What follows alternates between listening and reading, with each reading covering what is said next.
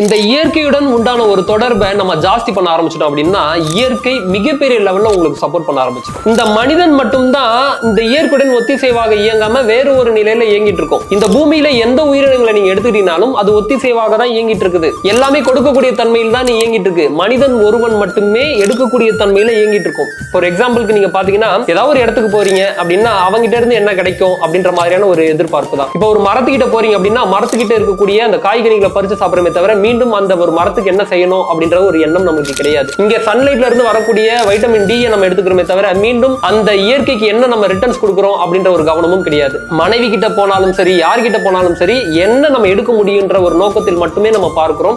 என்ன கொடுக்க முடியுன்ற நோக்கத்தில் பார்க்கிறது கிடையாது. அப்ப எப்ப கொடுக்க முடியுன்ற ஒரு தன்மையில பார்க்க ஆரம்பிச்சிட்டீங்க அப்படின்னா இயற்கையும் நீங்களும் ஒத்திசைவாக இயங்க ஆரம்பிச்சிட்டீங்கன்னு அர்த்தம். அப்படி இயங்க ஆரம்பிச்சிட்டீங்கன்னா உங்க வாழ்க்கை மிகப்பெரிய லெவல்ல மாறிடும்.